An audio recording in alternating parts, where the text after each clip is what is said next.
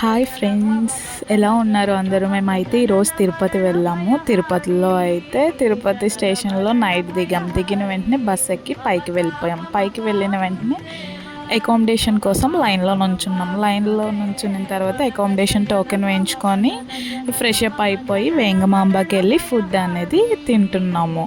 ఇక్కడ వచ్చేసరికి మనకి కొబ్బరి పచ్చడి, క్యాబేజీ ఫ్రై, పరవాన్నం, రైస్, సాంబార్, రసం, మజ్జిగ చారు అనేది పెట్టారు. ఫుడ్ అయితే చాలా బాగుంది. ఫుడ్ తినేసి అలా కొంచెం చిన్న షాపింగ్ చేసుకున్నాం. మా దర్శనం వచ్చేసరికి సాయంత్రం 6 గంటలు పడింది కాబట్టి 4 గంటల వరకు అలా చేసుకొని దర్శనానికి స్టార్ట్ అవుతుండగా నాకు మధ్యలో ఈ వేణుగు అనేది కనిపించింది. ఏనుగుని దండం పెట్టుకొని ఇంకా లైన్లో దర్శనం చేసుకొని బయటకు వచ్చి చూస్తే ఇట్లా ఉంది.